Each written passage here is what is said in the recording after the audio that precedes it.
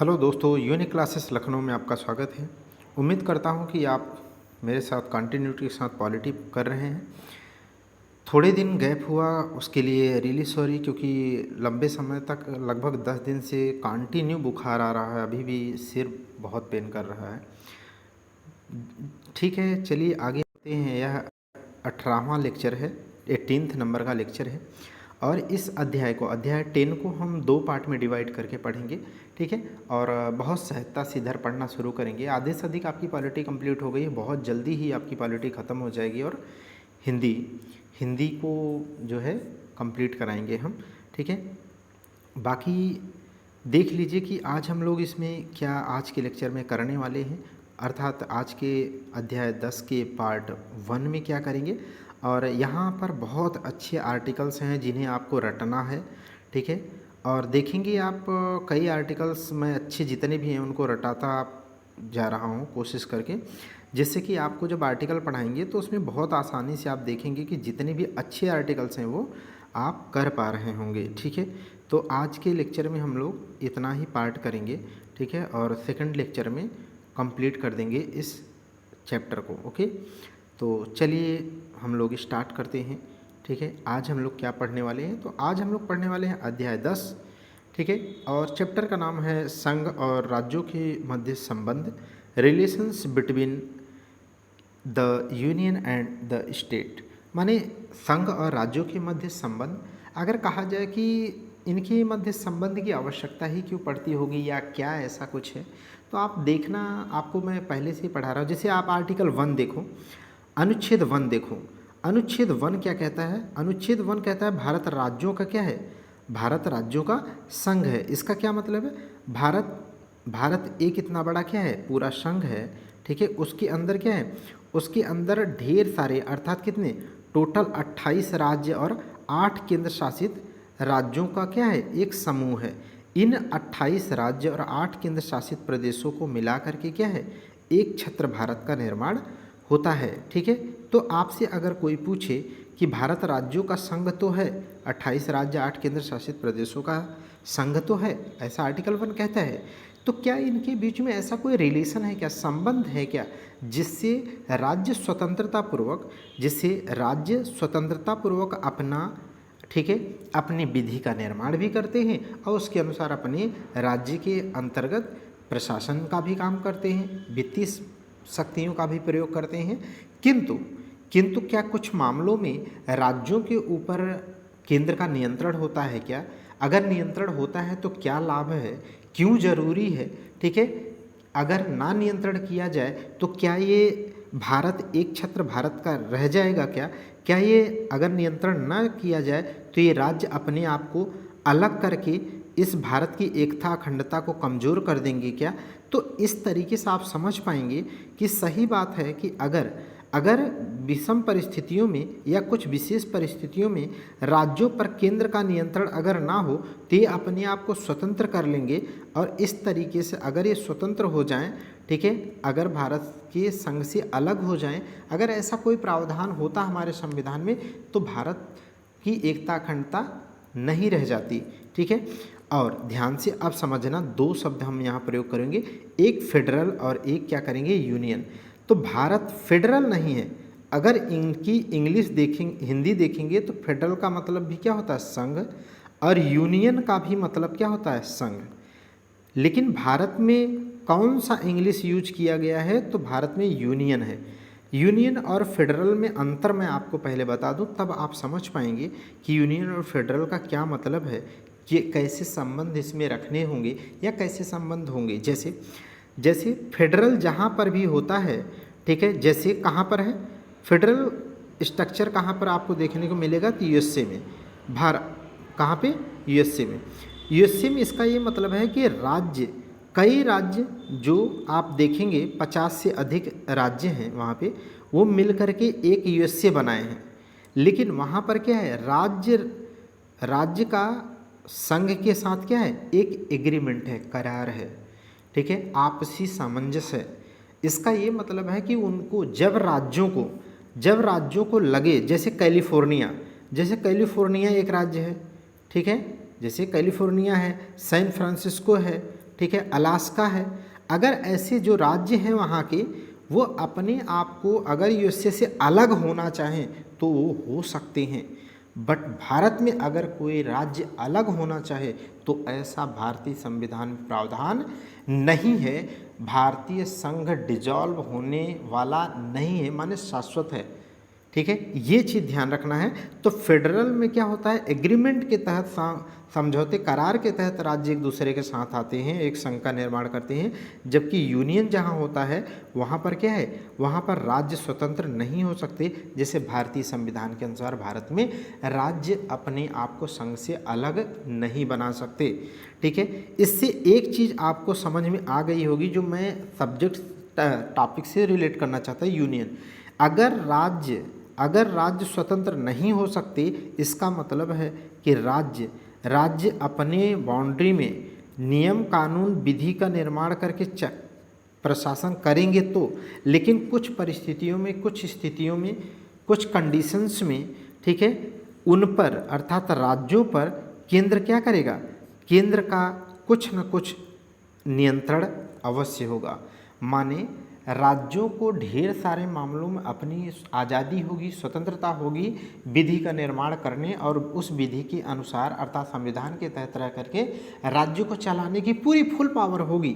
लेकिन कुछ स्थितियों में ऐसे संबंध स्थापित किए गए होंगे जिसमें केंद्र का नियंत्रण राज्य पर थोड़ा बहुत या काफ़ी हद तक रहेगा कुछ मामलों में। साथ ही साथ कुछ संबंध ऐसे भी होंगे जिसमें केंद्र और राज्य मिल करके परस्पर सामंजस्य के साथ एक साथ आगे बढ़ने का, देश के विकास का प्रयास करेंगे। ठीक है, तो यही दो तरीके के संबंध आपको पढ़ने के मिलेंगे।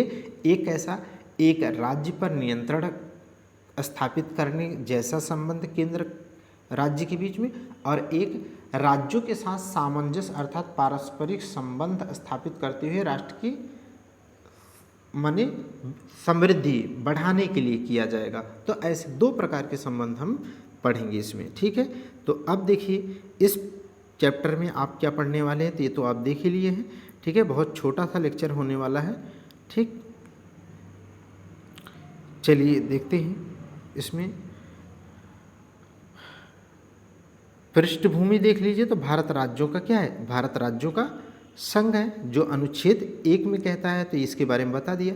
और भारत में संघीय शासन प्रणाली है। संघीय शासन प्रणाली की कई विशेषताएं होती हैं। ठीक है, उसमें सबसे मूल विशेषता की बात करें, ठीक है, तो शक्तियों का विभाजन, माने केंद्र के पास कौन कौन सी शक्तियाँ होंगी, राज्य के पास कौन कौन सी शक्तियाँ होंगी, और एक राज्य से दूसरे राज्यों के मध्य में भी, ठीक है, इस तरीके से कोई किसी पर आधिपत्य नहीं जताएगा। इस तरीके का पावर का सेपरेशन है। ठीक है, तो शक्तियों का विभाजन है। शक्तियों के विभाजन में आप देखेंगे तो 3 प्रकार की शक्तियों का विभाजन किया गया है। एक विधायी शक्तियाँ, एक प्रशासनिक शक्तियाँ और एक वित्तीय शक्तियाँ। अब आप एक सोच रहे होंगे, आपके विचार में आ रहा होगा कि यहाँ पर एक और भी होना चाहिए था, न्यायिक शक्तियाँ। केंद्र और राज्यों के मध्य क्या है, न्यायिक शक्तियाँ या न्यायिक संबंध भी तो होने चाहिए। लेकिन अपने यहाँ न्यायिक शक्तियों का इसलिए बंटवारा नहीं है, क्यों, क्योंकि केंद्र और राज्यों के बीच में न्यायपालिका का कोई बंटवारा नहीं है, बल्कि यह अपने यहाँ पूरी की पूरी न्याय व्यवस्था एक दूसरे से क्या है, चेन की तरह जोड़ते हुए ऊपर सुप्रीम कोर्ट की तरफ बढ़ती है, इंटीग्रेटेड है। ठीक है, समेकित है, इसीलिए इसमें न्यायिक व्यवस्था की बात नहीं की गई है। अगर ऐसा होता कि सभी राज्यों के लिए अपने अपने हाई कोर्ट होते, ठीक है, जैसा कि है, बट ठीक है, राज्यों के सारे विषय पर उनकी पूरी स्वतंत्रता होती। ठीक है, उनका अपील सुप्रीम कोर्ट में न किया जा सकता, तब जो है, जैसे यूएसए में क्या है, यूएसए में हर राज्यों की अपनी एक स्वतंत्र न्यायपालिका है। अपने यहाँ ऐसा नहीं है। हाई कोर्ट में अगर आप सेटिस्फाई नहीं होते सुप्रीम कोर्ट में जाओ, या एक हाई कोर्ट से आप सेटिस्फाई नहीं, दूसरे हाई कोर्ट में वही केस करो। समझ गए ना। तो अपने यहाँ ऐसी हर राज्य की एक अपनी अपनी स्वतंत्र न्यायपालिका नहीं है कि उससे सुप्रीम कोर्ट ना जुड़ा हुआ हो। ठीक है, तो इसीलिए इसमें न्यायिक, ठीक है, शक्तियाँ इसमें या न्यायिक संबंध नहीं है। अब आप देखते हैं केंद्र राज्य संबंध की बात करें तो क्या क्या पढ़ेंगे इस चैप्टर में। विधायी शक्तियाँ, प्रशासनिक विधायी संबंध, प्रशासनिक संबंध और वित्तीय संबंध। ठीक है, इसमें हम इस लेक्चर में ये 2 टॉपिक पढ़ेंगे। पहला कौन सा, ये विधायी संबंध और प्रशासनिक संबंध, जबकि पार्ट 2 जो होगा उसमें वित्तीय संबंध और अन्य जितने भी पार्ट हैं, ठीक है, जैसे सरकारी आयोग, पूंजी आयोग, राजमन्नार आयोग, ठीक है, ये जो केंद्र और राज्यों के मध्य संबंध बताने वाले, ठीक है, कुछ सही आयोग और समितियों का गठन किया गया, वो सहित आपको, ठीक है, कंप्लीट कर दिया जाएगा सेकंड लेक्चर में। चलिए तो आगे हम लोग बढ़ते हैं। यहाँ पर देखिए, हाँ, मोस्ट इम्पॉर्टेंट यहाँ से रटना शुरू कर दीजिएगा। भाग भले भूल जाइए कि भाग 11 और भाग 11 में विधायी संबंध और प्रशासनिक संबंध है, जबकि वित्तीय संबंध किसमें है, 12 में। भाग भले भूल जाइएगा लेकिन ये रटना पड़ेगा आपको। ये एट इट इज पेपर में ये रेंज ही आती है, जैसा मैंने आपको बताया था स्थानीय स्वशासन में, ठीक है, आर्टिकल 243 से 243O तक, इस तरीके से हमने बताया ना, पंचायती राज के लिए, पंचायती नगर पंचायत के लिए, और ठीक है, तो वहाँ पर आप देख रहे थे, तो ऐसी यहाँ पर रेंज रट लीजिएगा, ये रेंज आती है, ठीक है। और कितना है, तो अनुच्छेद 245 से 55 तक विधायी संबंध है, फिर 256 से 63 तक प्रशासनिक संबंध है, और 264 से 93 तक क्या है, वित्तीय संबंध है। यह किसके किसके बीच में है, तो केंद्र और राज्यों के बीच में है। अगर आपसे कभी ये क्रोनोलॉजी गड़बड़ होने लगी तो आप ध्यान से समझना, कभी भी जैसे आपने देखा, तो अगर आपसे कोई पूछे कि आपको संविधान के अनुसार देश को चलाना, पहले देश को चलाएंगे तब संविधान होगा, या पहले संविधान माने विधि होगी तो उस विधि के अनुसार आप चलाएंगे, समझ गए कि नहीं। माने सरकार होती है संविधान के तहत, अर्थात विधि के अनुसार देश को चलाने के लिए, तो पहले विधि बनेगी तब तो चलाएंगे ना आप, समझ गए कि नहीं। तो इस तरीके से पहले विधायी संबंध आते हैं, क्या आते हैं, विधायी संबंध आते हैं, फिर क्या आते हैं, तब आता है प्रशासनिक, उसके अनुसार माने चलाने का, गवर्न करने का, ठीक है, फिर आता है वित्तीय संबंध। तो ये रटना है आपको। सॉरी, गला सूख जा रहा है बहुत, अभी फीवर का असर है। तो 245 से 55 तक है, इसे रट लीजिए प्लीज़, मेरे साथ यहीं रट लीजिए। 45 से 55, 56 से 63 और 64 से 93 आर्टिकल तक है विधायी, प्रशासनिक और वित्तीय संबंध है। अब हम अगर देखें विधायी संबंध को, तो 2 पार्ट में डिवाइड, देखो ये रटने और अच्छे से समझने के लिए मैं आपको इस तरीके का फ्लो चार्ट बनाता हूँ। देखो संबंध जो होते हैं, विधायी संबंध हो 2 तरीके से आप बाइफरकेट कर सकते हैं। एक राज्य क्षेत्र के आधार पर, पहला क्या है, ध्यान से समझना, राज्य क्षेत्र के आधार पर जो अनुच्छेद 245 है, रट लो आप, 245 आपको मिल गया, राज्य क्षेत्र के आधार पर संबंध है विधायी संबंध, और विषयों के आधार पर अनुच्छेद 246 में है।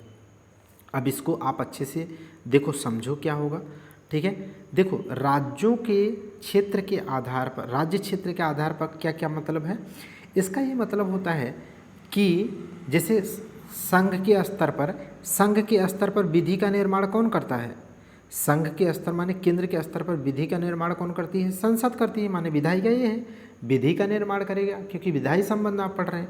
और राज्यों के स्तर पर जो विधि का निर्माण करने वाली संस्था है सुप्रीम, वो कौन सी है, राज्य विधानमंडल। तो बात आती है कि संबंध में कैसा, कि केंद्र अर्थात संसद के द्वारा बनाई गई विधि का विस्तार कहाँ तक होगा, माने वह लागू कहाँ तक होगी, ठीक है। तब आप समझेंगे कि भारत जितना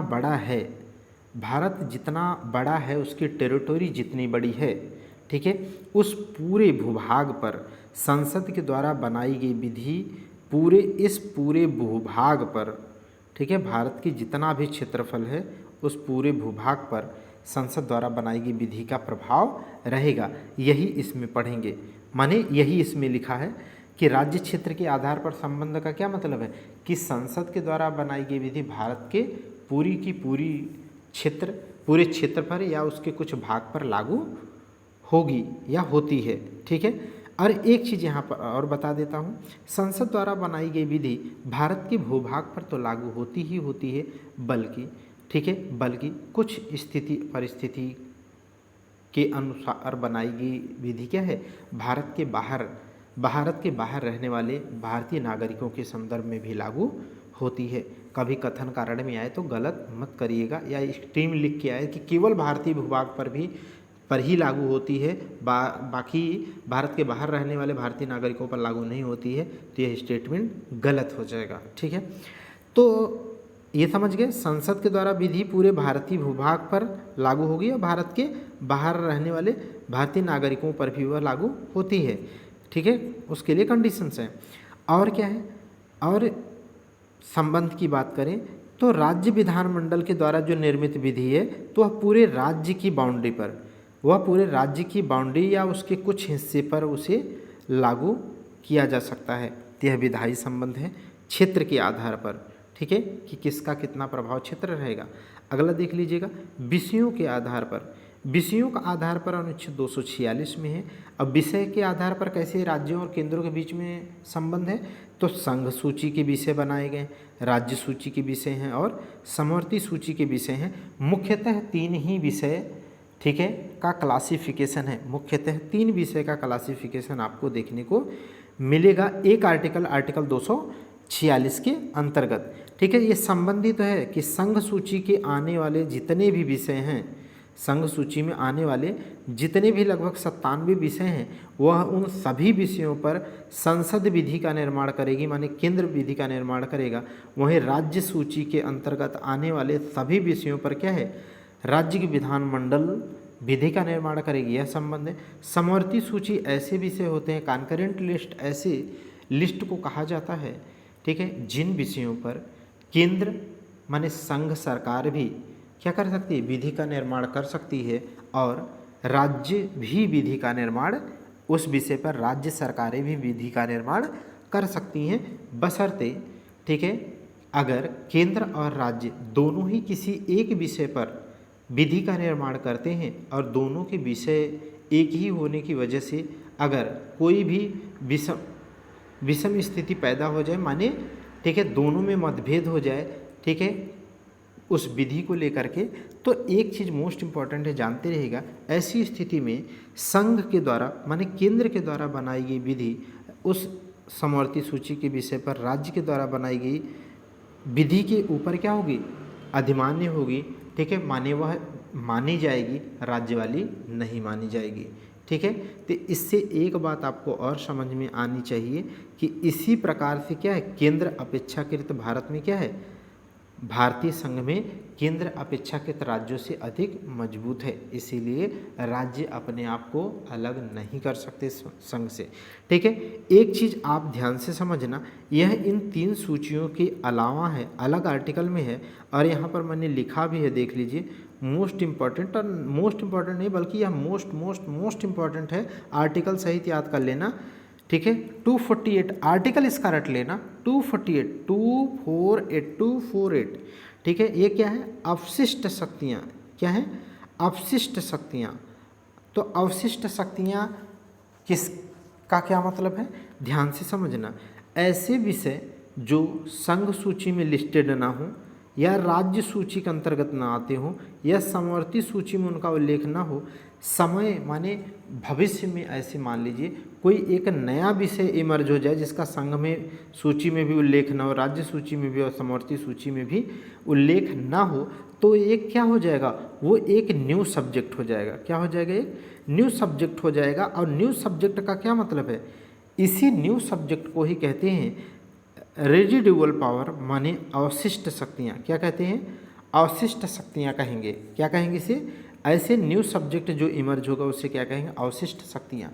अब यहाँ पर देखें कि अवशिष्ट शक्तियाँ किसके पास प्राप्त हैं, तो संघ के पास, माने अवशिष्ट शक्तियों पर विधि का निर्माण करने की पावर किसके पास है, तो संसद के पास है। यह बात इंपॉर्टेंट है, 248 आर्टिकल में है, रट लीजिएगा। इससे भी आपको पता चलता है कि केंद्र अपेक्षाकृत राज्यों से अधिक मजबूत है। ठीक है, मोस्ट इम्पॉर्टेंट है, इसे ध्यान रखिएगा। हाँ, जबकि आप पहला जब चैप्टर हम पढ़ा रहे थे आपको, ठीक है, भारत का संवैधानिक विकास, तब आपने उसमें देखा था कि अवशिष्ट शक्तियाँ किसके पास थी, अवशिष्ट शक्तियाँ ब्रिटिश काल में अब अगर देखा जाए तो गवर्नर जनरल के हाथ में थी। ठीक है, अब यहाँ से एक चीज़ और मोस्ट इम्पॉर्टेंट आपको बता देता हूँ, यही रेजिडुअल, ठीक है, यही अवशिष्ट शक्तियाँ जो है, ठीक है, इसका कॉन्सेप्ट मैं आपको बता चुका हूँ, कनाडा से लिया गया है। लेकिन अगर मैं कहूँ अवशिष्ट शक्तियाँ, ठीक है, कि भारत में तो केंद्र के पास है ऐसे विषय पर,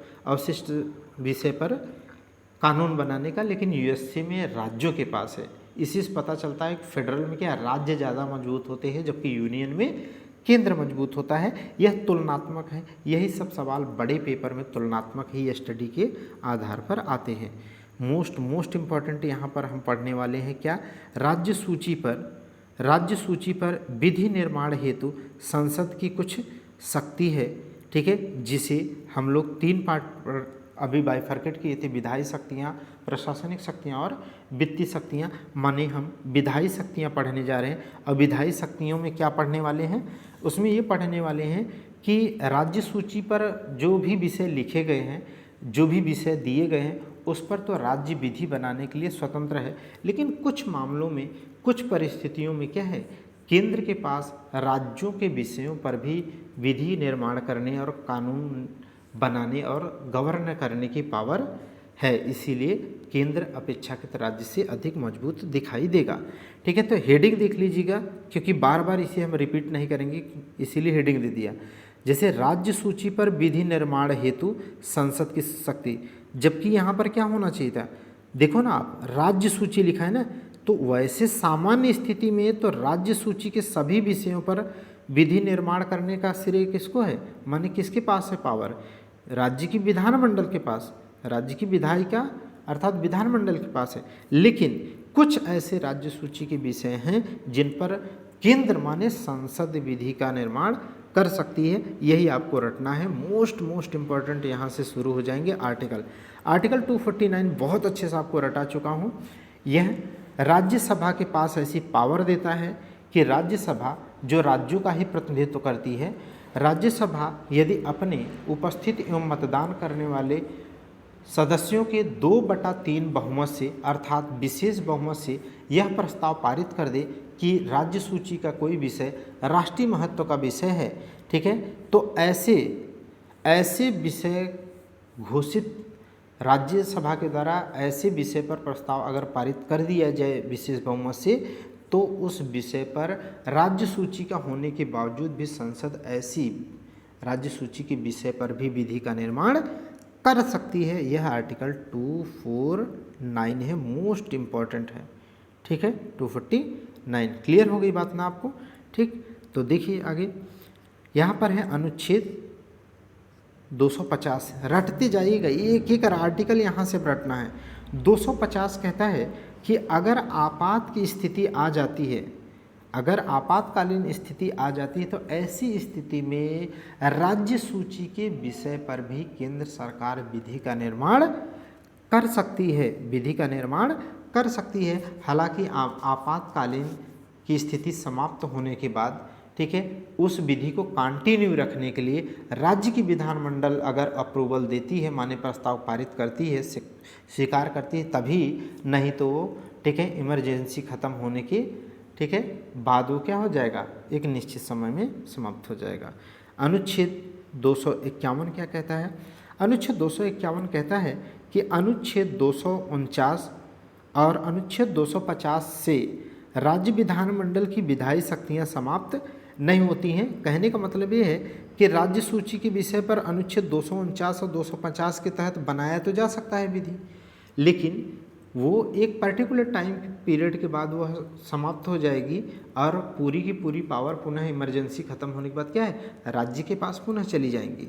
ठीक है, इसका मतलब यही है कि अनुच्छेद 251 कहता है कि उपरोक्त 49 और 50, 249 और 250 के तहत जो विधि निर्माण किया जाता है, उसके तहत राज्य की पावर समाप्त, विधि के निर्माण करने की पावर समाप्त नहीं हो जाती है। बल्कि बस 251 में यह बात है कि राज्य किसी भी प्रकार से विधि का निर्माण कर सकते हैं अपने राज्य सूची के विषय पर, लेकिन उन्हें यह बात का विशेष ध्यान रखना होगा कि, ठीक है, यह विशेष ध्यान रखना होता है कि जो भी विवाद की स्थिति ऐसी आएगी किसी भी विषय पर, अगर संघ ने भी उससे सिमिलर किसी विषय पर विधि का निर्माण किया है, तो ऐसी स्थिति में राज्यों के साथ अगर मतभेद होता है तो केंद्र द्वारा बनाई गई विधि क्या हो जाएगी, प्रिवेल हो जाएगी, माने मानी जाएगी। इसका मतलब राज्य की तुलना में केंद्र हल्का सा क्या है, मजबूत है। अनुच्छेद 252 की बात करें तो यहाँ रट लो, यहाँ पर दो दो है ना, यहाँ दो दो हो या दो से अधिक, दो या दो से अधिक राज्य, ठीक है, दो या दो से अधिक राज्य अगर अनुरोध करे, माने एक संकल्प पारित कर दे केंद्र के लिए, माने संसद के लिए कि ऐसा है, संसद मानी विधायिका, केंद्र की विधायिका जो संसद है वो राज्य सूची के विषय पर विधि का निर्माण कर दे, माने हमारे लिए, हम राज्य हैं तो हम ये संकल्प पारित करके अनुरोध करें संसद से कि हमारे लिए राज्य सूची के विषय पर विधि का निर्माण कर दे, ठीक है, तो वह अनुच्छेद 252 के तहत संसद विधि का निर्माण कर सकती है, ठीक है, वो विधि का निर्माण कर सकती है, ठीक है। और ऐसी स्थिति में जो भी विधि निर्माण की जाएगी तो दो या दो से अधिक या कोई भी राज्य उसे अपने यहाँ, ठीक है, इसी प्रकार के संकल्प पारित करके इस विधि को अपने यहाँ लागू करा सकता है, ठीक है। आगे देखिएगा अनुच्छेद 253, यह सब आर्टिकल मोस्ट इम्पॉर्टेंट है सारे, 248, 49, 50, 51, 52 और 53 क्या कहता है, मोस्ट इम्पॉर्टेंट है कि अंतर्राष्ट्रीय संधि, समझौते, करार अगर करना है तो केंद्र सरकार राज्य सरकार की बिना अनुमति से, ठीक है, किसी भी देश के साथ संधि, समझौते, करार कर सकता है, और वह राज्य क्यों, भले ही क्यों न वह राज्य सूची का कोई विषय हो, तो ऐसे विषय पर भी वो विधि का निर्माण कर सकता है। ये बहुत इंपॉर्टेंट है, ये सब बहुत आते हैं पेपर में भाई, रट लीजिएगा, ठीक है। तो 253 अंतर्राष्ट्रीय संधि और समझौते और करार को लागू करने के लिए क्या है, केंद्र सरकार राज्य सूची के विषयों पर भी विधि का निर्माण कर सकती है। अनुच्छेद 356 है, 256 नहीं, ध्यान से समझना। अनुच्छेद 356 क्या है, अनुच्छेद 356 कहता है कि किसी राज्य में अगर संवैधानिक तंत्र फेल हो जाए, माने संवैधानिक सिस्टम के अनुसार अगर राज्य का गवर्नेंस नहीं हो पा रहा है, सरकार नहीं बन पा रही है, ठीक है, तो ऐसी स्थिति में राज्यों में, ठीक है, तो वहाँ पर क्या है, राष्ट्रपति शासन लागू किया जा सकता है। और जब आप ध्यान से समझना, जब राष्ट्रपति शासन लागू हो जाएगा तो ऐसी स्थिति में क्या होगा, ऐसी स्थिति में राज्य सूची के विषय पर भी केंद्र सरकार माने संसद विधि का निर्माण कर सकती है। हालांकि राष्ट्रपति शासन समाप्त होगा तो विधि क्या हो जाएगी, राज्य विधानमंडल द्वारा अप्रूवल देने पर ही आगे बढ़ेगी, नहीं तो वो समाप्त हो जाएगी। यहाँ पर हमने कुछ सभी के बारे में नहीं लिखा है क्योंकि 97 विषय तो केवल केंद्र के बीच में है, ठीक है, समवर्ती राज्य सूची, ऐसे बहुत से विषय हो जाएंगे जो बहुत ज़्यादा पूछे जाते हैं, जिसे आपको थोड़ा सा केयरफुली ध्यान रखना है। मैं उसे रटने और बताने के लिए जो है, रटाने के लिए थोड़ा सा उन्हीं को केवल नोट किया है, तो आप एक नज़र देख लीजिए, रट लीजिए। जैसे संघ सूची के विषय में, माने नागरिकता संबंधित सारे प्रावधान संसद के ही पावर है, संसद के ही पास है, माने संघ के ही पास है। जैसा कि मैं आपको पढ़ा चुका हूँ, अनुच्छेद 11 है, आर्टिकल 11 क्या है, 5 से लेकर के 11 तक आने वाले सभी नागरिकता संबंधित समस्त उपबंध के संबंध में विधि का निर्माण कौन कर सकता है, संसद कर सकती है, पढ़ा चुका हूँ। जनगणना की बात करें, ठीक है, तो जनगणना कराना यह भी संघ का ही विषय है, संघ सूची के ही अंतर्गत आता है। जैसे कि आप इस समय देख रहे हैं कि अब आने वाली जो 2011 के बाद जो जनगणना है वो, ठीक है, उसकी प्रक्रिया अब स्टार्ट करने वाले हैं काउंटिंग के। बीमा की बात कर लें, ठीक है, तो इंश्योरेंस जो है जैसे LIC है, तो मतलब एक संस्था है। बीमा भी किस में आता है, तो संघ सूची के विषय में आता है। और यहाँ पर क्या है, बंदरगाह, ये सब जो पेपर में आते हैं, आए हैं, केवल उन्हीं की मैं बात कर रहा हूँ। बहरहाल तो बहुत हैं, हम जो लिखे हैं कम से कम इतना आप रटे रहना, ठीक है, आपको टॉपर बनना है, ठीक है, इसलिए आप और ज़्यादा रटिएगा, ठीक है, लेकिन जो बिल्कुल छोड़े नहीं जा सकते उनको आपको याद मैं कराता हूँ। तो बंदरगाह, अच्छा बंदरगाह है, आप याद रखना, ठीक है, बहुत इम्पोर्टेंट है, ठीक है। जैसे दो बंदरगाह की दो श्रेणियाँ होती हैं, एक मेजर पोर्ट होते हैं, एक माइनर पोर्ट होते हैं। भारत में वर्तमान में मेजर पोर्ट कितने हो गए हैं, तो 13 हैं। कितने हैं, 13 पोर्ट हैं, ठीक है, जो अभी लेटेस्ट बन रहा है कहाँ, बधावन है, ठीक है, भारत का सबसे लेटेस्ट और सबसे बड़ा हो जाएगा।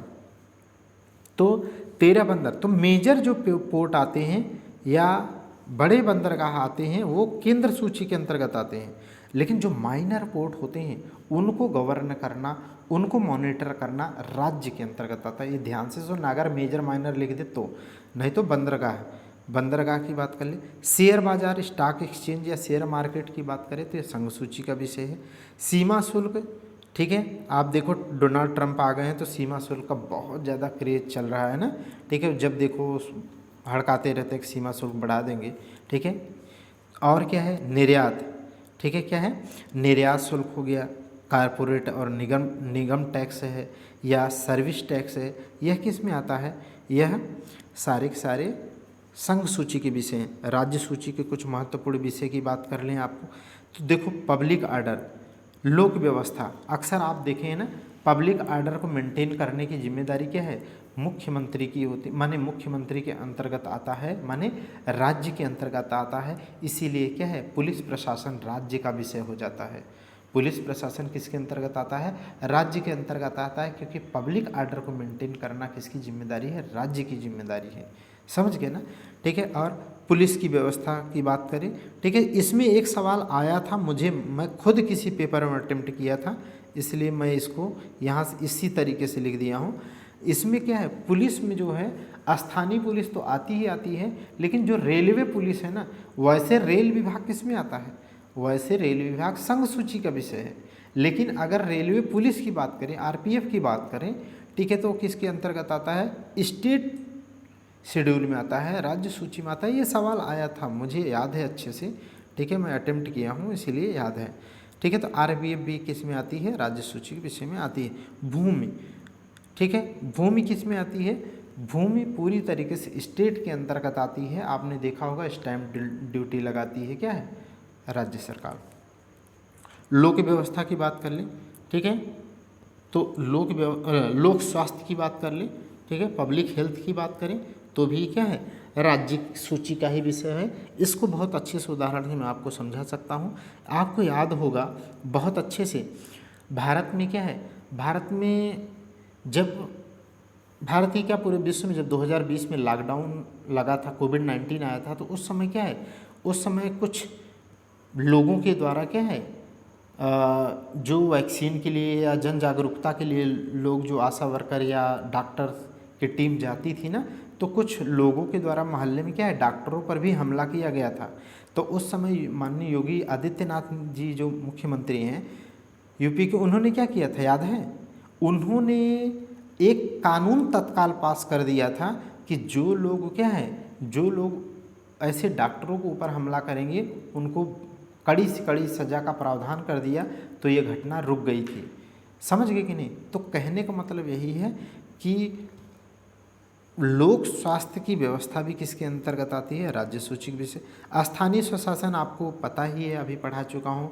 लोकल गवर्नमेंट की बात तो उसमें हर जगह आप पढ़े होंगे कि स्थानीय स्वशासन के तहत पंचायती राज व्यवस्था का चुनाव कब होगा, किस प्रक्रिया से होगा, किस तरीके से किया जाएगा, कौन कराएगा, सारी जिम्मेदारी राज्य विधान मंडल के अंतर्गत है या उसके पास यह पावर है, बता चुका हूँ। सिंचाई की बात करें तो सिंचाई क्या है, जब भूमि ही किस में आती है, राज्य सूची के अंतर्गत आती है, तो उसकी सिंचाई क्या है, राज्य सूची का ही विषय है। मोस्ट इम्पॉर्टेंट इस समय आप देख रहे होंगे यह शराब कहाँ पर बहुत ज़्यादा चर्चा है शराब की, ठीक है। तो इस समय कैग की रिपोर्ट आई है कि अरविंद केजरीवाल के द्वारा जो बदलाव किया गया था शराब या आबकारी नीति दिल्ली में, ठीक, दिल्ली में आबकारी नीति में, उसके तहत उसके कारण, ठीक है, बहुत कई हज़ार करोड़ का क्या हुआ है, नुकसान हुआ है। कहने का मतलब मेरा इतना ही तात्पर्य है कि आप इसे ये समझ पाएँ कि शराब क्या है, शराब किसके अंतर्गत आता है, स्टेट गवर्नमेंट के अंतर्गत आता है। इससे और भी उदाहरण मैं बताता हूँ, जैसे बिहार में शराब की जो शराबबंदी है उसे केंद्र सरकार ने नहीं, सेंट्रल गवर्नमेंट ने नहीं बंद किया है। किसने बंद किया है, ठीक है, आपके प्यारे मुख्यमंत्री जो वर्तमान में हैं। ऐसे ही क्या है, ऐसे ही आप देखेंगे गुजरात में जो शराब बैन है वो किसने बैन किया, ठीक है, गुजरात सरकार ने, माने केंद्र सरकार ने नहीं किया। इससे क्या है, आबकारी, ठीक है, यहाँ पर राज्य का विषय है। पथकर, ये पेपर में आया था, ये भी बता देता हूँ ये पेपर में आया था कि टोल टैक्स कौन लगाता है, तो जो टोल टैक्स लगता है ना वो पथकर जिसे कहते हैं, वो राज्य सूची का विषय है। मनोरंजन कर की बात कर ले, ये मोस्ट इम्पॉर्टेंट है। मनोरंजन टैक्स जो है ये मोस्ट इम्पॉर्टेंट है, ये भी बहुत बार आया है। तो मनोरंजन जो टैक्स लगता है वो कौन लगाता है, राज्य सरकार लगाती है, माने राज्य सूची का विषय है। ठीक है, जैसे एक चीज़ और याद रखिएगा, जैसे सट्टा है, जुआ है, कसिनो है, इन सब में जो टैक्स लगते हैं ना, ठीक है, वो क्या है, वो राज्य सूची के ही अंतर्गत आता है। ठीक है, तो सट्टा बट्टा जो भी IPL में लगेंगे वो सब किसके अंतर्गत आते हैं, राज्य सूची के अंतर्गत आते हैं। कृषि पर आय क्या है, राज्य सूची का विषय है। ठीक है, उसी प्रकार आप केंद्र का यहाँ देख लीजिएगा, तो कारपोरेट टैक्स बता ही दिया था, सेवा कर बता ही दिया था, आयकर इनकम टैक्स भी क्या है, स्टेट गवर्नमेंट नहीं लगाती, केंद्र सरकार लगाती है। और संचार, ठीक है, संचार है, विदेशी मामले हैं, ठीक है, यह सब किसके अंतर्गत आता है, ठीक है, केंद्र के अंतर्गत आता है। तो अब आगे देख लीजिएगा, इन सब में सबसे इम्पॉर्टेंट जो मैं आपको बताता हूँ, जो रटना है आपको एक एक लाइन, वो ये है समवर्ती सूची के विषय। समवर्ती सूची में पहला देख लीजिएगा, दंड विधि और प्रक्रिया विधि। अच्छा, समवर्ती सूची क्या होती है, समवर्ती सूची के ऐसे वे विषय समवर्ती सूची के कहे जाते हैं जिन पर राज्य सरकारें और केंद्र सरकार दोनों ही विधि का निर्माण कर सकती हैं। हालांकि अगर उसी विषय पर, सेम विषय पर दोनों के द्वारा बनाई गई विधि में कोई भी मतभेद होता है तो केंद्र सरकार अर्थात संसद के द्वारा बनाई गई विधि राज्य विधानमंडल द्वारा बनाई गई विधि के ऊपर होगी, माने वह मानी जाएगी, राज्य विधानमंडल के की नहीं मानी जाएगी। ठीक है, यह तो दंड विधि की प्रक्रिया। आप सोचो आप कि दंड देने से समाज की स्थिति में मजबूती आती है, भय पैदा होता है, समाज अच्छा होगा, देश अच्छा होगा, तो क्या केवल राज्य की जिम्मेदारी है या केवल केंद्र की जिम्मेदारी है, तो केंद्र और राज्य दोनों की है। इसीलिए दंड से संबंधित जो प्रावधान है, ठीक है, वो केंद्र और राज्य दोनों बना सकते हैं, अर्थात समवर्ती सूची के विषय है।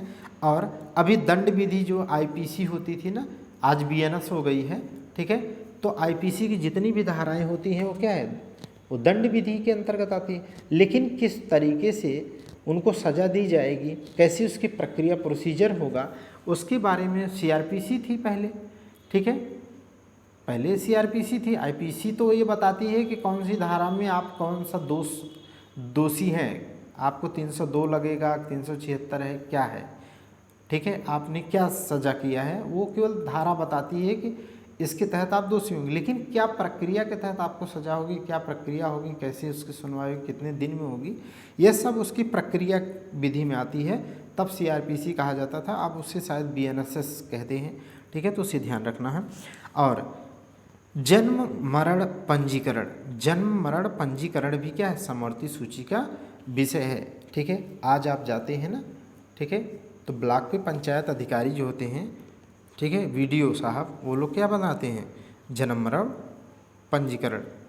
तो वन्य जीव और जंतुओं का संरक्षण, अब आप बताओ ना, वन्य जीव जंतुओं का संरक्षण करना केवल केंद्र की जिम्मेदारी हो सकती है, राज्य की, या दोनों की जरूरी है, तो दोनों की। इसलिए ये बात है। बाट माप की बात करें, माप तौल की बात करें, जो बाट माप होता है, ठीक है, तराजू या बटखरे जिसको बोलते हैं बिल्कुल देहाती में, ठीक है, इन सब के संदर्भ में दोनों ही विधि का निर्माण कर सकते हैं। न्याय दिलाना समाज के लिए बहुत आवश्यक है, तो उसे केंद्र की केवल जिम्मेदारी नहीं है कि न्याय सुनिश्चित किया जा सके, या राज्य की, तो इसीलिए दोनों के अंतर्गत। शिक्षा भी उसी तरीके से पूरे राष्ट्र के लिए जरूरी है, इसलिए केंद्र की भी जिम्मेदारी है और राज्य की भी है। वन को भी बचाना, इसलिए दोनों की जिम्मेदारी है। उत्तराधिकार की बात करें, जैसे उत्तराधिकार का क्या मतलब होता है, चाहे किसी कंपनी का है, किसी ज़मीन जायदाद का है, ठीक है, उसका उत्तराधिकार कौन बनेगा, ठीक है। जैसे आप क्या है, एक परिवार मरता है तो उसकी वरासत का भी एक क्रम होता है, उसकी वरासत का भी क्रम होता है कि किसको पहले संपत्ति जाएगी, फिर अगर वो नहीं होगा तो किसको जाएगी, इस तरीके से। चलिए आगे देखिएगा, अगला देखिएगा जनसंख्या नियंत्रण। तो आप बताओ ना, जनसंख्या नियंत्रण एवं परिवार नियोजन करने से केवल राज्य का ही हित होगा कि राष्ट्र का होगा, और राष्ट्र का होगा तो क्या केवल केंद्र की जिम्मेदारी है, राज्य की नहीं है, राज्य की है, केंद्र की नहीं है, तो दोनों की है ना। पूरे देश के लिए ज़रूरी है, इसलिए समवर्ती सूची में है। समझ गए ना।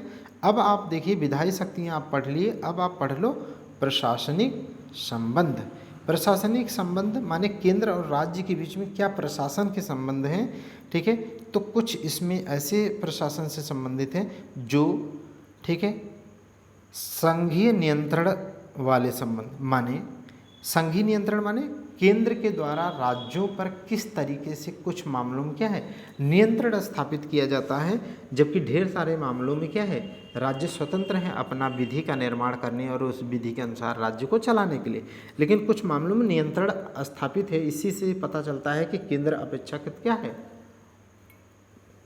राज्यों से अधिक मजबूत है। तो आप देखो यहाँ से रटना होगा आर्टिकल सहित, ठीक है। क्या राज्यों, ठीक है, राज्यों को निर्देश देना, राज्यों को निर्देश, तो राज्यों को अगर केंद्र निर्देश देगा, डायरेक्शन देगा, कैसे नहीं ऐसे आप काम करो, तो नियंत्रण ही तो है ना।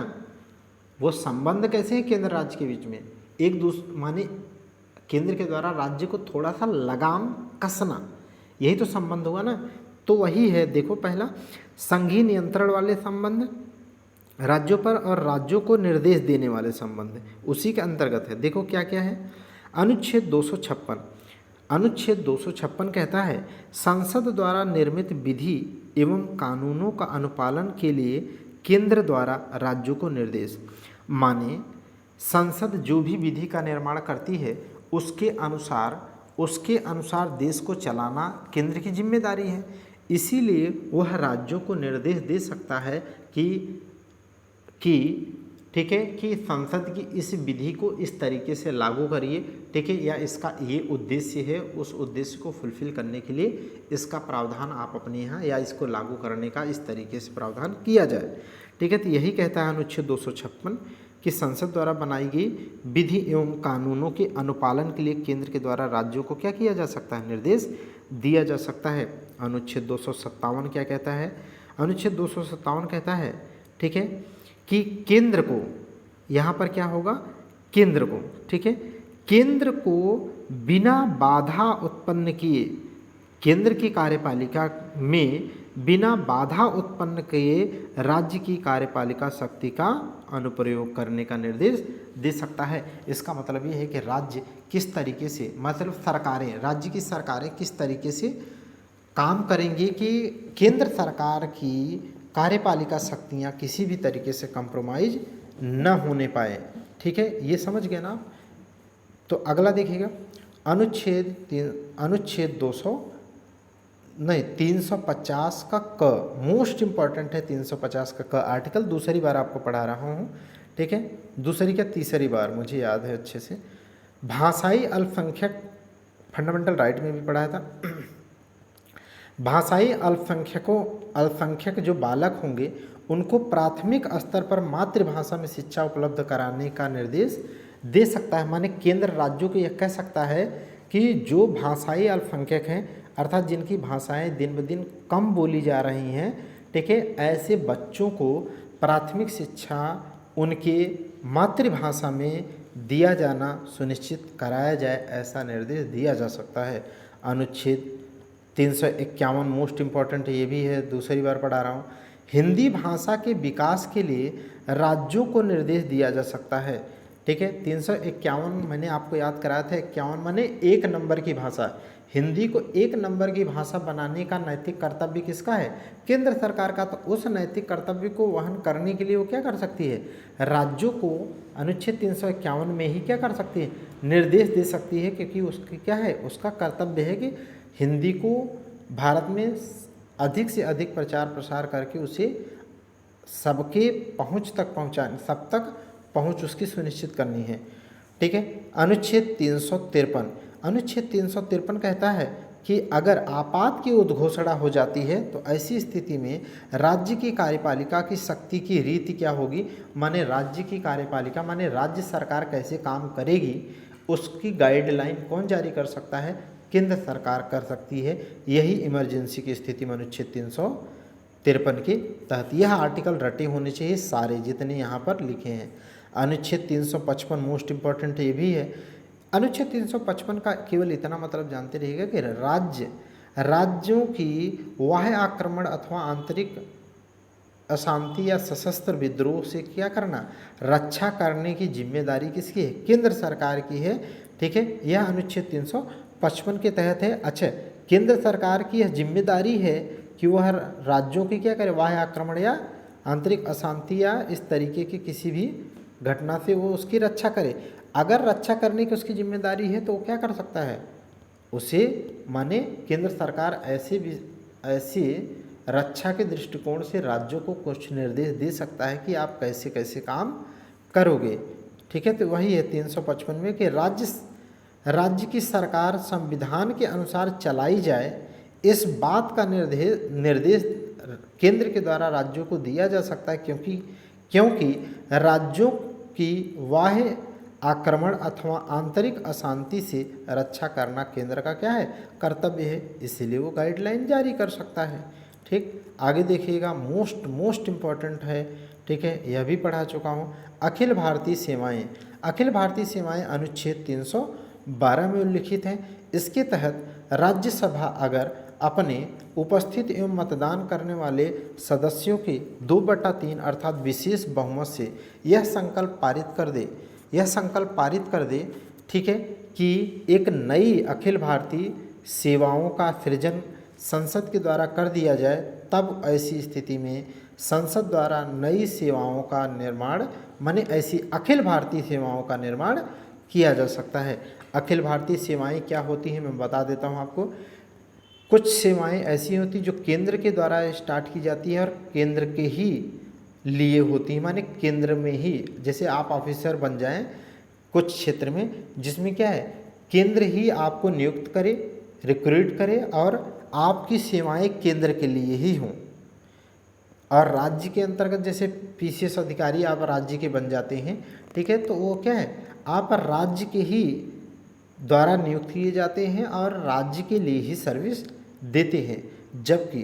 जबकि कुछ ऐसी भी सेवाएं होती हैं जिसे रिक्रूट कौन करता है, रिक्रूट करता है केंद्र सरकार, माने संघ करता है, लेकिन वो सेवाएं क्या, अच्छा उन पर नियंत्रण भी संघ का होता है, किंतु वो सेवाएं कहाँ देते हैं, राज्य में देते हैं। ऐसी ही सेवाओं को क्या करते हैं, भारत के किसी भी राज्य में सेवाएं वो देते हैं, ऐसी सेवाओं को क्या कहते हैं, अखिल भारतीय सेवाएं कहते हैं, ऑल इंडिया सर्विसेज कहते हैं, जो अनुच्छेद 312 के तहत है।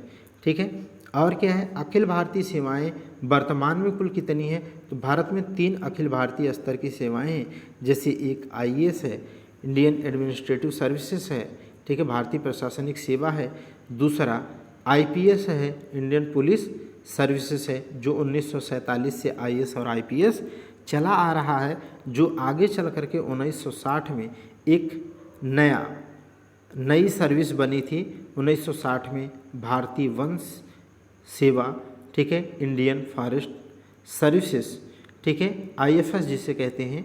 ठीक है, तो 3 प्रकार की सर्विसेज वर्तमान में हैं। और आप देख रहे होंगे, एडिटोरियल पढ़ते होंगे, तो आने वाले भविष्य में किसकी मांग की जा रही है, एग्रीकल्चर के लिए भी एक क्या होना चाहिए, अपनी अखिल भारतीय सेवाओं का सृजन होना चाहिए, और ख़ास करके मेडिकल में, किसमें, मेडिकल के लिए भी ऐसे ही होने चाहिए। ठीक, चलिए आगे देखते हैं।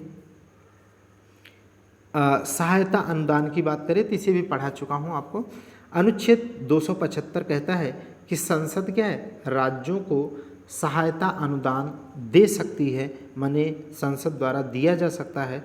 और इससे संबंध कैसे पता चल रहा है, इससे ये संबंध पता चलता है कि संसद क्या है, राज्यों को वित्तीय रूप से कुछ सशक्त कर सकती है, ठीक है, या उसे वित्त के माध्यम से नियंत्रण कर सकती है। ठीक है, ये संबंध है। ओके, सॉरी, ठीक, सहायता अनुदान।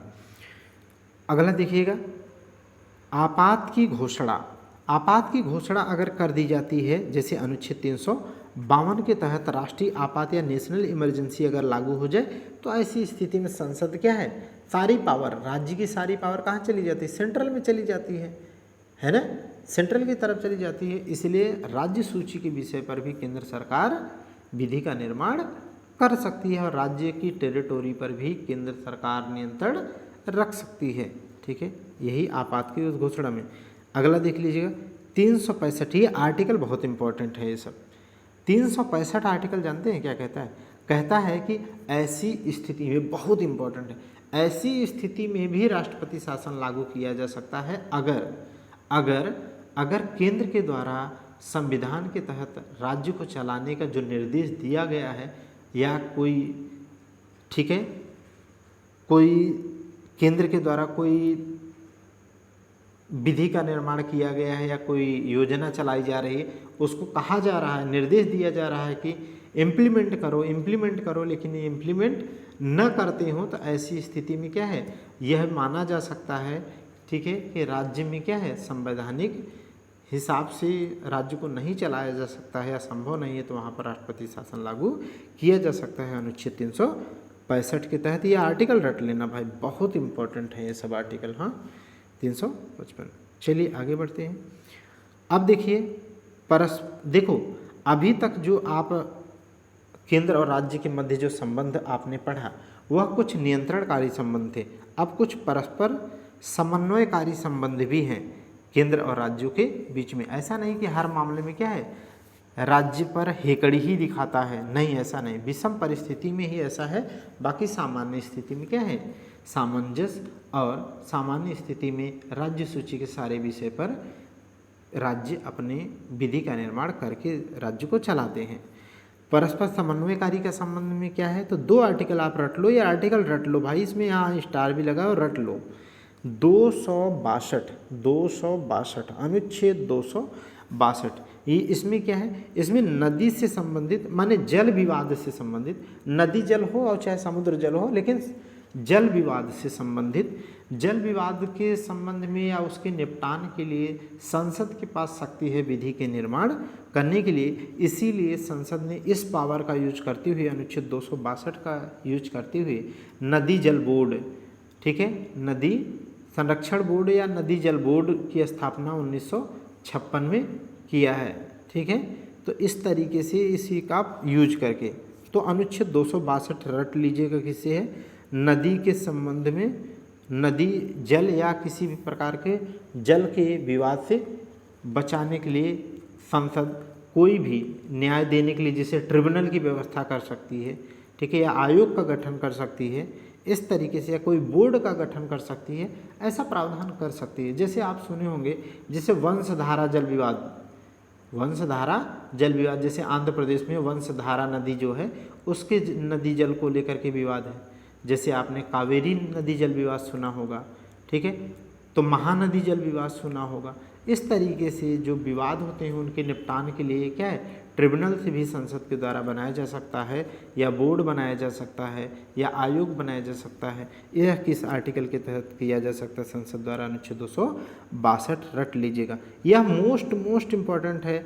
अंतर्राज्यीय परिषद, इंटर स्टेट काउंसिल, अंतर्राज्यीय परिषद, अनुच्छेद 263 में अंतर्राज्यीय परिषद, इंटर स्टेट काउंसिल के गठन का प्रावधान किया गया है। मोस्ट इम्पॉर्टेंट है। और इसका गठन कौन कर सकता है, संसद करती है तो नहीं, गलत हो जाएगा सवाल। मोस्ट इम्पॉर्टेंट यहाँ पर है कि इसके गठन की पावर किसके पास है, राष्ट्रपति के पास है। इसका मतलब ये है कि राष्ट्रपति को जब लगे या जब आवश्यकता हो तो अनुच्छेद 263 के तहत इंटर स्टेट काउंसिल का गठन कर सकता है, ठीक है। तो इस तरीके से आप देखेंगे तो राष्ट्रपति के द्वारा इसी आर्टिकल अनुच्छेद 263 इंटर स्टेट काउंसिल के गठन का प्रावधान के तहत ही इसका प्रयोग करते हुए 1990 में, कब, 1990 में अंतर्राज्यीय परिषद का गठन राष्ट्रपति के द्वारा किया गया, ठीक है। और इसके गठन की सिफारिश किसके द्वारा की गई थी, तो मोस्ट इम्पॉर्टेंट है, आप इसे देख लो किसके द्वारा है, ठीक है।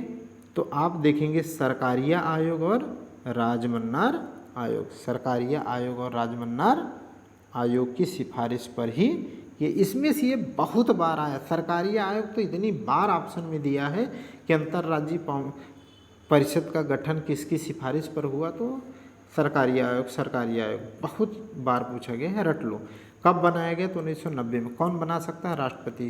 कब? जब उनको आवश्यकता लगे। कब बनाया गया है? तो हाँ 1990 में बनाया गया है। ठीक है, किस आर्टिकल में है? 263 आर्टिकल में। क्या संवैधानिक संस्था है? तो जब संविधान के अनुच्छेद में उल्लेख है या किसी भाग में है, ठीक है, तो वह संवैधानिक ही है।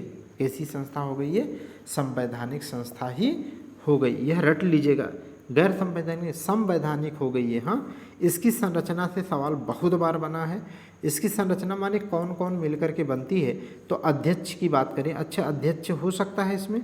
तो आप देखोगे तो अध्यक्ष नहीं हो सकता है, ठीक है, क्योंकि प्रधानमंत्री क्या होता है? प्रधानमंत्री एक क्या होते हैं? प्रधानमंत्री एक पद पर तो ऑलरेडी रहते ही रहते हैं। तो ऐसी स्थिति में फिर से वो अगर किसी का अध्यक्ष बनते हैं तो उन्हें क्या कहा जाएगा? अध्यक्ष नहीं बल्कि क्या कहा जाता है? पदेन अध्यक्ष। क्या कहा जाता है? पदेन अध्यक्ष। तो यहाँ पर क्या लिखेंगे बताइए? पदेन।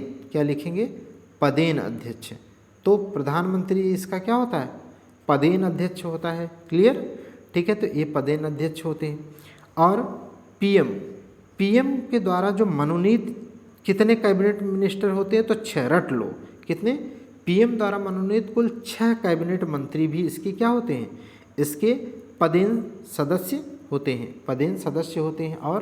और इसमें कौन होता है? तो राज्यों के मुख्यमंत्री, राज्यों के मुख्यमंत्री तथा संघ शासित माने यूनियन टेरिटरी के जो भी मुख्यमंत्री या प्रशासक होते हैं वो भी इसमें शामिल होते हैं। जैसे यूनियन टेरिटरी की अगर बात करें, जैसे दिल्ली, पांडिचेरी, ठीक है, जम्मू कश्मीर, यहाँ पर क्या है?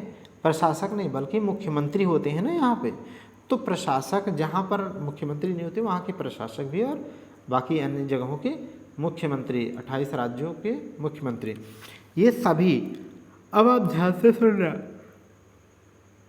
ठीक है, जब ये सभी मिल करके यहाँ पर आकर के बैठेंगे, कहाँ पे? इसमें आकर के अगर ये बैठते हैं, ठीक है, तो ये क्या बन गया? Inter state council. क्या बन गया ये? Inter state council. इसका हेड कौन हो गया? पदेन अध्यक्ष कौन हो गया? तो इसका पदेन अध्यक्ष कौन हो गया? पीएम। कौन हो गए? पीएम। कौन हो गए? पीएम। बाकी इसमें सभी राज्यों के मुख्यमंत्री आ गए, केंद्र शासित प्रदेशों के प्रशासक आ गए, ठीक है, 6 कैबिनेट स्तर के मंत्री भी आ गए। तो जब इतने लोग यहाँ पर आकर के इंटर स्टेट काउंसिल में बैठेंगे तो अब आप सोचो कि बनाया ही क्यों गया होगा? इसका कुछ तो उद्देश्य होगा ना। तो इसका मूल जो उद्देश्य होता है वह राज्यों माने 2 या 2 से अधिक राज्य माने राज्यों के बीच में जो विवाद होता है उसे मिनिमाइज करना। जब आप सोचो कि कभी आप और माने हम और हमारे पड़ोसियों के बीच में विवाद हमेशा के लिए क्यों चलता रहता है या विकास क्यों नहीं हो पाता है टसन की वजह से? उसका मूल कारण ये है कि वो एक मंच पे नहीं आते, कभी भी वो कन्वर्सेशन नहीं करते। यहाँ पर यही है। इंटर स्टेट काउंसिल में क्या हो रहा है? इंटर स्टेट काउंसिल में आप देखो तो यहाँ पर क्या है? सभी राज्यों के मुख्यमंत्री, प्रशासक, प्रधानमंत्री सहित इसमें सब एक जगह बैठ रहे हैं।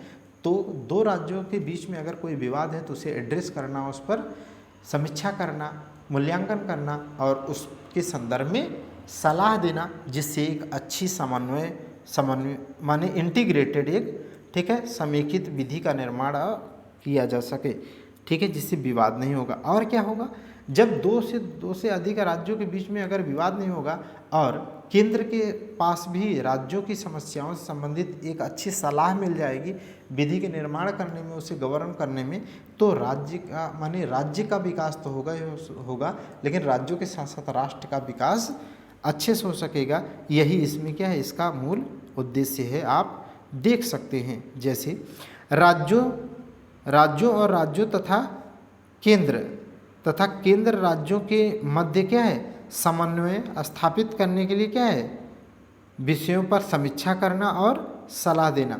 इससे रटना क्या है? इसमें आपको मोस्ट इम्पॉर्टेंट चीज़ है वो ये रटना है कि इसकी जो प्रकृति होती है वह केवल और केवल सलाहकारी माने एडवाइजरी मात्र होती है। अगर लिखे केवल सलाहकारी होती है तो बिल्कुल सही है। केवल और केवल इंटर स्टेट काउंसिल क्या करती है?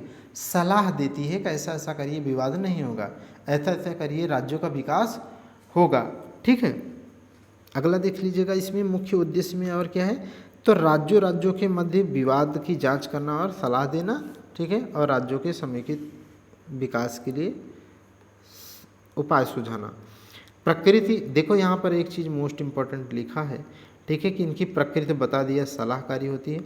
और संस्था कैसी है, तो जब आर्टिकल में इसका उपबंध है तो निश्चित तौर पे कैसी है ये संस्था, संवैधानिक है, ना कि गैर संवैधानिक, माने संवैधानिक है। ठीक है, इसके बाद में आपको बता दूं, हम लोग अगले पार्ट में जो पढ़ेंगे, ठीक है, जो पार्ट, ठीक है, पार्ट सेकंड इसी चैप्टर का आएगा, उसमें हम क्या पढ़ेंगे, तो वित्तीय, क्या पढ़ेंगे, वित्तीय संबंध, जो तीसरे प्रकार का संबंध है वित्तीय संबंध पढ़ लेंगे। और सरकारी आयोग, राजमन्नार आयोग, पुंछी आयोग, ऐसे माने केंद्र राज्य के बीच में जो संबंध बताने वाले कुछ आयोग, ठीक है, गठित हुए, उनके बारे में पढ़ लेंगे डेट सहित।